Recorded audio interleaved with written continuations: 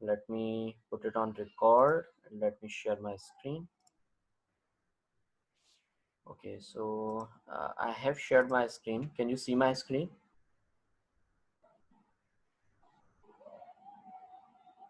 Guys, can you see Yes, my screen? Sir. yes, you can see. Can you see my screen? Hello? Yes, sir. Okay, Yes, sir, good. we can see. Okay, good. Okay, so let's start. So I'm choosing IntelliJ, right? IntelliJ IDEA. So anything you can choose, right? So let's create that how we can create the project, right? Go to file, new and a project, right? जब आप project पे select करेंगे वो बहुत सारे options होते हैं आपके पास कि भाई कौन सा बनाना है, क्या करना है. So you have to do nothing, you have to create just a basic project. Okay, so just go next, right? So it will ask कि कमांड लाइन ऐप और जावा हेलो वर्ल्ड, राइट? इस तरह के आपके प्रोजेक्ट्स बने हुए हैं, ठीक है. तो एक तीसरा भी प्रोजेक्ट अगर आपका नहीं बना होगा तो ये खाली आ रही होगी, सही है. और आपने नेक्स्ट कर दिया. नेक्स्ट के बाद आपसे ये नाम पूछेगा कि भाई प्रोजेक्ट का नाम क्या रखना है और कहाँ सेव करना है, सही है. You can change the location as well. So when you click on finish, so it will create a project for you like this, इस तरह अनटाइटल के नाम से एक प्रोजेक्ट बना देगा, ठीक है. अच्छा, उसके बाद क्या करना है, अनटाइटल में आपने ओपन किया, सही है. और एसआरसी में आप गए. एसआरसी में आप एक अलग से पहले फोल्डर बनाना चाहें भी आपकी मर्जी, लेकिन अगर आप डायरेक्ट काम करना चाहें भी आपकी मर्जी. अब आप यहाँ पर न्यू पे जाके जावा क्लास पे क्लिक किया और आपने कोई भी नाम दिया जावा क्लास का और ओके किया तो एक जावा क्लास बन जाएगी. Okay, so it will write the, just remove this. It will write the class name for you and all these things: public, static, void, main, string, args, right? Okay, so do not confuse for one thing कि हमने कल जो है ये वाली जो brackets थी वो arg के बाद रखी थी, आज string के बाद रखी हैं. No issues in that. You can put these practice these brackets on the start of org, on the end of org, or on the end of string. No issues in that, right?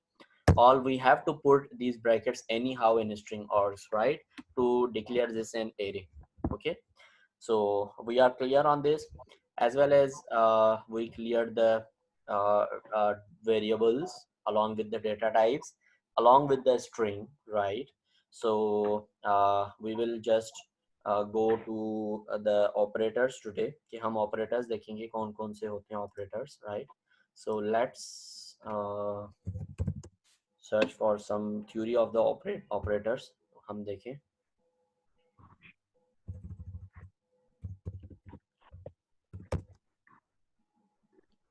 Okay, this is good, this is good resource. So let me also share this with you.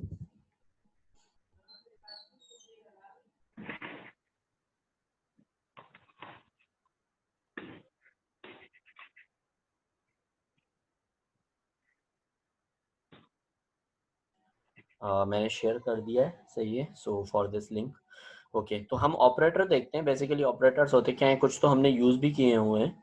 Operator in Java is a symbol which is used to perform operations, सही है.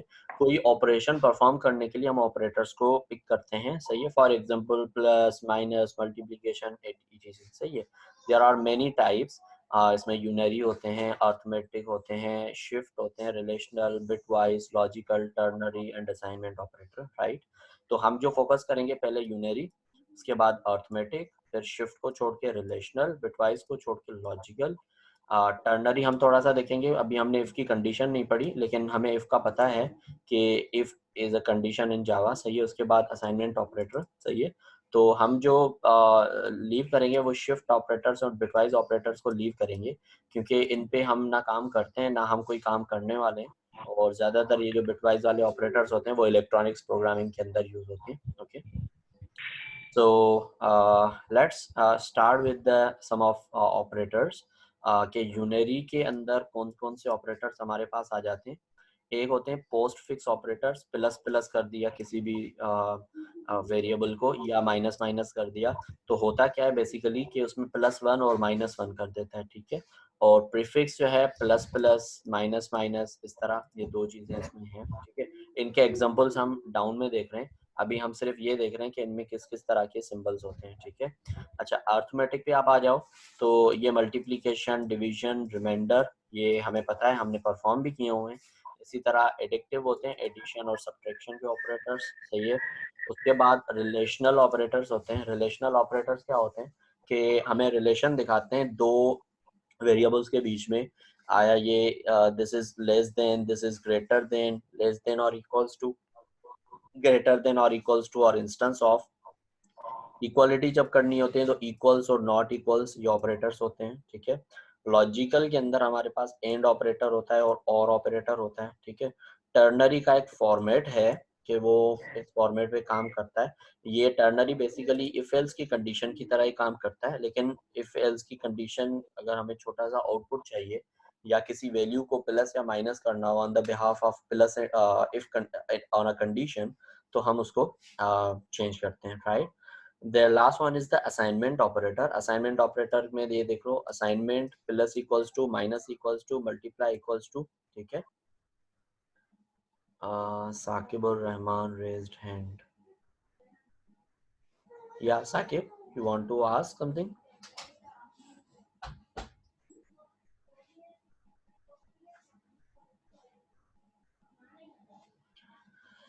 सही है। और division equals to, reminder equals to, सही है। इनका सबका example देख लेते हैं हम, कोई इशू नहीं है। मतलब आई नो कि आपको हो सकता है समझ भी ना आया हो, सो लेट्स मूव फॉरवर्ड। ये सिर्फ एक इंट्रोडक्शन था छोटा सा, ठीक है।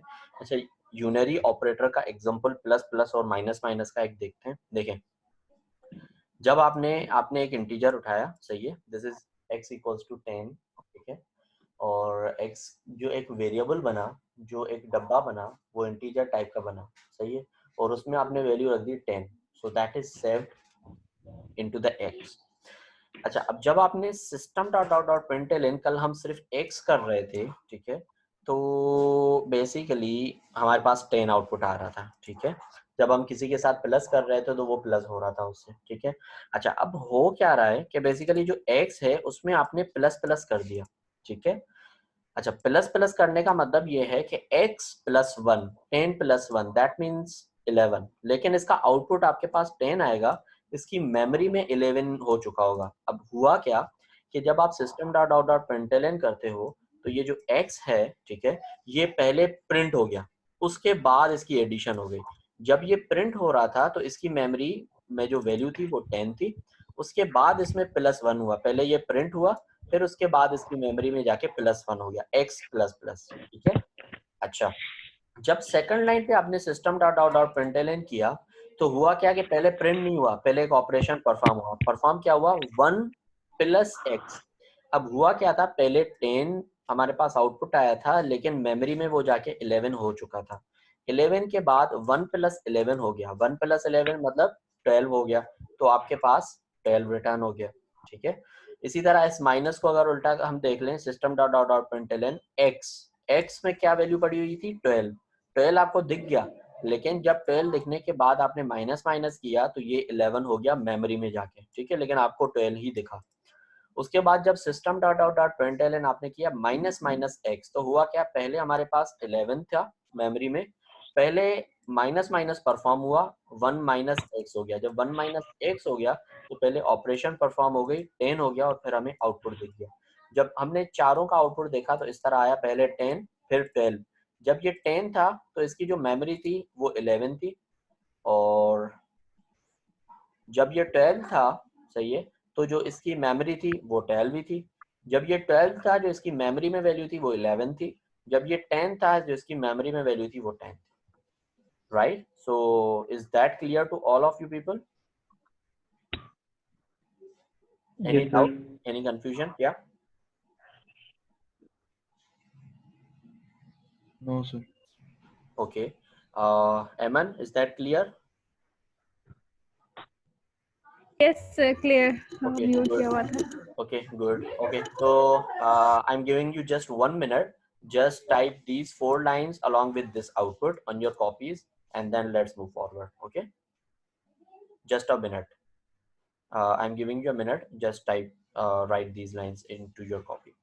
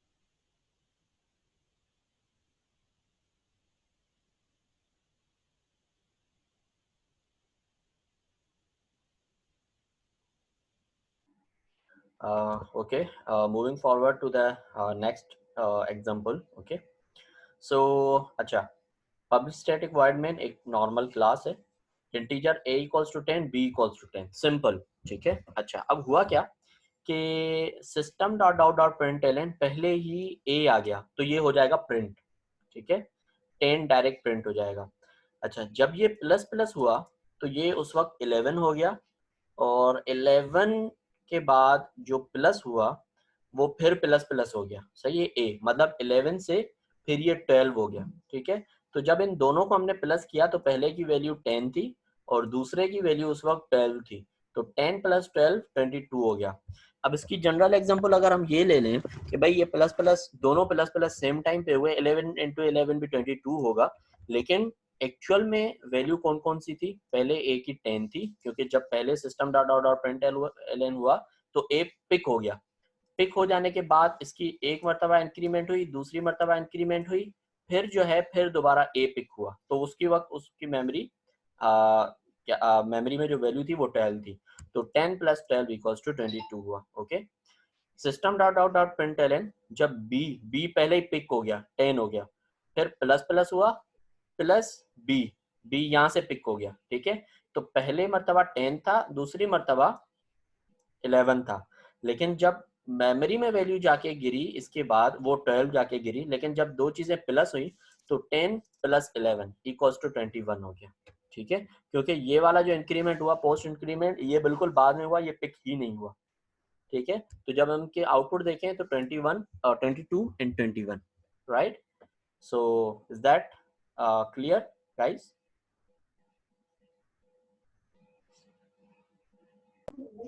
yes sir, clear है। Okay, good. पोस्ट फिक्स दोबारा बता दें। Yeah, Idris, what you are saying? Post fix दोबारा बता दें। ये वाला सेकंड वाला? जी जी जी, देखें इसमें क्या हो रहा था, पहले ए पिक हुआ तो उसकी वैल्यू 10 थी, उसके बाद इसमें इंक्रीमेंट हुई, फिर इंक्रीमेंट हुई, फिर ए पिक हुआ तो उसकी वैल्यू 12 थी, राइट? जब फर्स्ट टाइम बी पिक हुआ तो उसकी वैल्यू थी 10। ठीक है, फिर हो गया इंक्रीमेंट, इंक्रीमेंट होते हुए इसकी वैल्यू हो गई 11। फिर जब दोबारा बी प्रिंट पिक हुआ तो उसकी वैल्यू 11 थी, उसके बाद मेमोरी में इंक्रीमेंट हुई है। ठीक है, इसका मतलब पहले मर्तबा जब बी पिक हुआ उसकी वैल्यू 10 थी, उसके बाद प्लस प्लस चला, उसके बाद दोबारा बी पिक हुआ तो ये प्लस प्लस इस बी के साथ पिक हो गया। ठीक है, तो ये हो गया 10, ये हो गया 11, और जब दोबारा प्लस प्लस हुआ तो मेमोरी में इसकी वैल्यू 12 हो गई, लेकिन पिक ये हुआ 11, तो 10 प्लस 11 जब किया हमने तो वो 21 हुआ। ठीक है, इसमें क्या हुआ कि पहले ओके एक वैल्यू पिक हुई, उसके बाद दो मरतबा प्लस हुए, फिर पिक हुआ। इसमें एक वैल्यू पिक हुई, एक मरतबा प्लस हुआ, फिर पिक हुआ।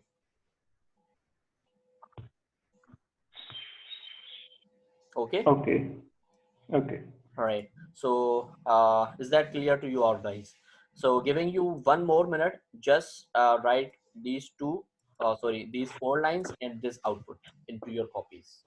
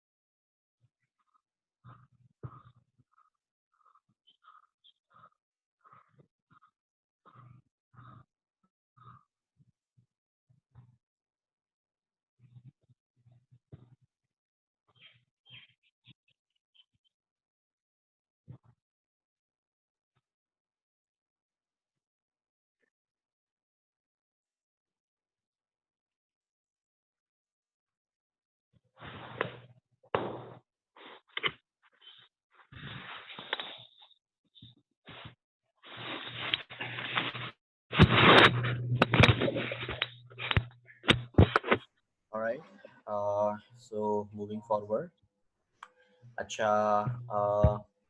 let's say मैंने इदरीस से एक छोटी सी डेफिनेशन पूछी, सही है? अच्छा, इदरीस ने मुझे वो डेफिनेशन सही बताई, ठीक है, लेकिन मैंने उसामा से पूछा कि जो इदरीस ने डेफिनेशन मुझे बताई है वो सही नहीं है। ठीक है, क्या वो सही नहीं है? ठीक है, तो उसामा का रिप्लाई क्या होगा? नहीं सर, वो सही है, राइट, समथिंग लाइक। तो जो चीज सही थी वो थोड़ा सा उल्टा हो गई। किस तरह? देखें, इसका मिसाल इस तरह देते हैं, boolean c equals to true, ठीक है। मैंने इससे सवाल किया कि नॉट ट्रू, सही है, कि ये ट्रू नहीं है, सही है, लेकिन उसने मुझे कहा फॉल्स, नहीं ये ट्रू है, ठीक है। Did you get the point? जब यस सर। नॉट आप किसी भी बूलियन के साथ लगाते हो तो उस बूलियन की वैल्यू रिप्लाई में चेंज हो जाती है, ठीक है। सी की वैल्यू है ट्रू, सही, ठीक है। इदरीस ने मुझे सही जवाब दिया। मैंने उसामा से पूछा कि इसने मुझे गलत जवाब दिया। उसामा बोलेगा नहीं, इसने मुझे सही जवाब दिया, राइट। अच्छा, इदरीस ने सेकंड टाइम मुझे गलत जवाब दिया, ठीक है। मैं उसामा से पूछता हूँ, इसका जवाब गलत नहीं था, इस तरह। Pick the example.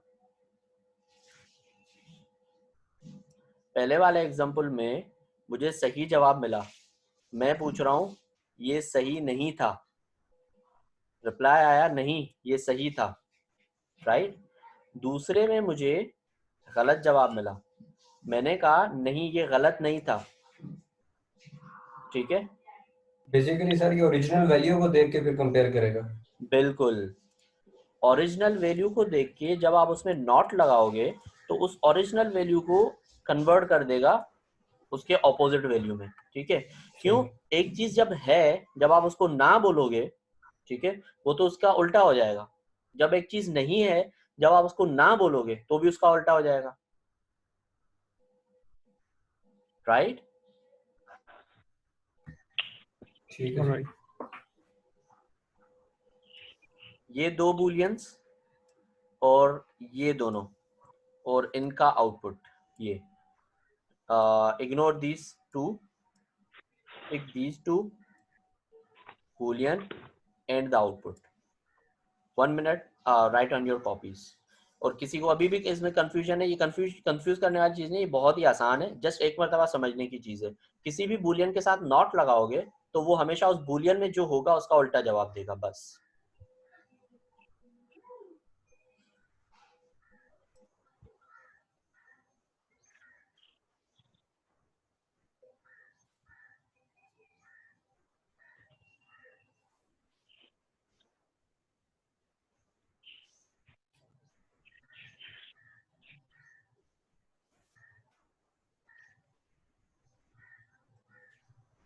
Okay, moving forward. Arithmetic operators में आई गेस मुझे बताने की कोई ज़रूरत नहीं है, ये हमने कल ही किया हुआ है, सही है। प्लस किया था, माइनस किया था, मल्टीप्लिकेशन, डिवीजन और रिमाइंडर, सही है। रिमाइंडर हमने नहीं किया था, लेकिन this is so simple as this all are, और इसका आउटपुट भी इसी तरह ही है, ठीक है। ये क्या हो रहा है? Now to remove the 40 minute time. अच्छा, कल मैंने हमने एक वो किया था कि जब इस तरह का सवाल आएगा, ठीक है, तो इस तरह के सवाल में क्या होगा, डीमॉस वाला ऑपरेशन परफॉर्म होगा, और इसका जो आउटपुट आएगा वो डीमॉस होने के बाद, पहले डिवीजन, मल्टीप्लिकेशन, एडिशन, सब्ट्रैक्शन के बाद जो जवाब आएगा वो यहाँ पर आउटपुट में मिलेगा, राइट। क्लियर है? ओके सर, क्लियर है। Okay, good.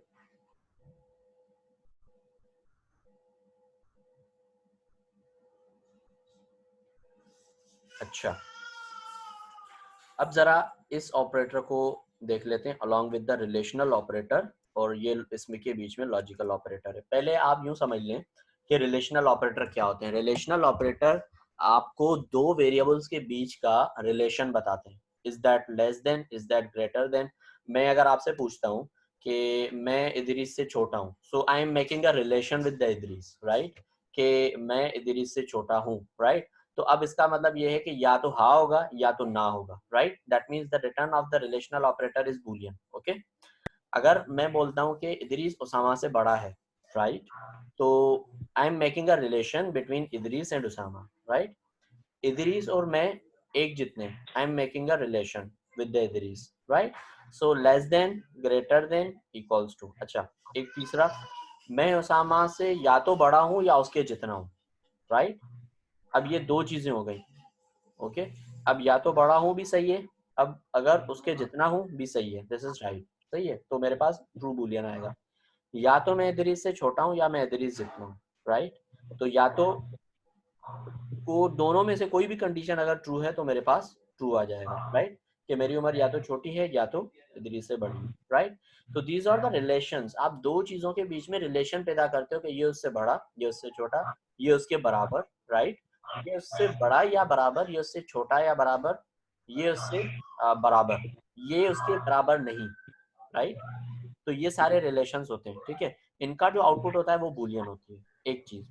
दूसरी चीज ये समझ लें, जो लॉजिकल ऑपरेटर होते हैं, एंड और, राइट? एंड किस तरह काम करता है? जब दो कंडीशंस या दो बूलियंस, दोनों बूलियंस ट्रू होंगे तो आपका जो एंड का जवाब है वो ट्रू होगा, राइट?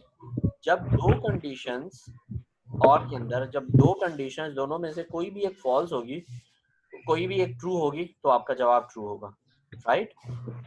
एंड में क्या होता है कि जब फर्स्ट कंडीशन चेक हुई, सही है, ये वाली कंडीशन चेक हुई एक्चुअल में, अब a less than b, a less than b, condition false हो गई, right? That means it will be false, सही है। और जब पहली कंडीशन फॉल्स होती है तो एंड के उस दूसरी साइड वाली कंडीशन नहीं चेक की जाती, सही है। क्यों? क्योंकि एंड का कानून यही है कि जब आपके पास पहली चीज फॉल्स हो गई, अब आगे कितनी भी ट्रू हो आपको देना फॉल्स ही है। एंड के दोनों कंडीशन ट्रू होनी चाहिए, तब जाके एक कंडीशन ट्रू देता है, right?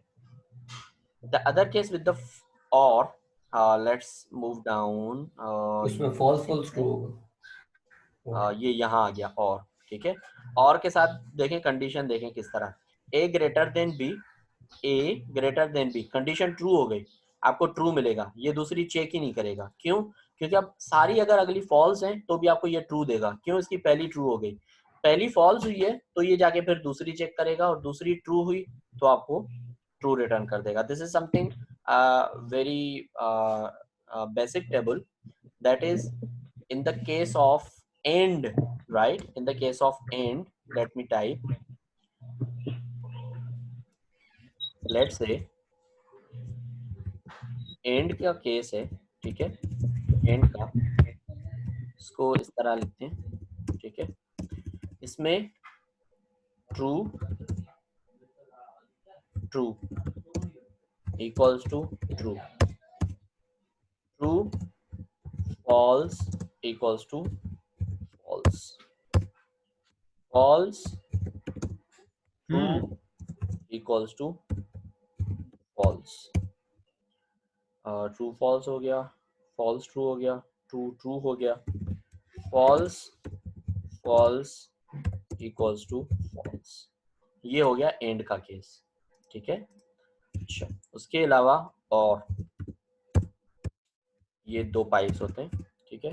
True true equals to true, true false equals to true, false true equals to true, false false equals to false, right?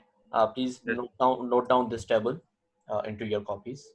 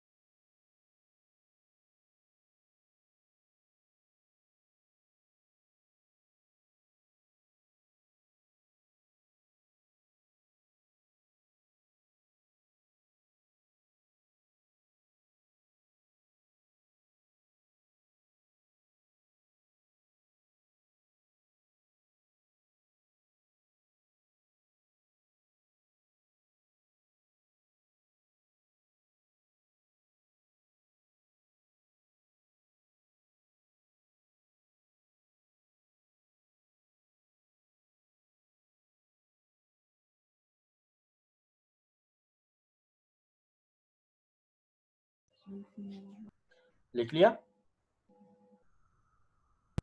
Yes लिखिए। Okay good.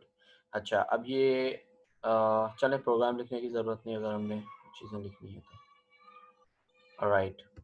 अच्छा ternary operator is something like कि जो if की condition है ना, if की condition, अच्छा चले leave it, just do one thing, write this program, write this output, okay. After that we are learning the if condition. if condition के बाद मैं आपको ये बताता हूँ, okay. just write down, और if condition हम start कर रहे हैं उसके बाद मैं आपको ये बताता हूँ, okay. Until you are writing, so if anybody has any question regarding operators or something, so do ask that we can clear before moving forward, okay.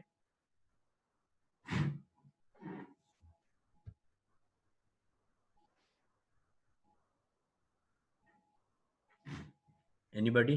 All clear सबको?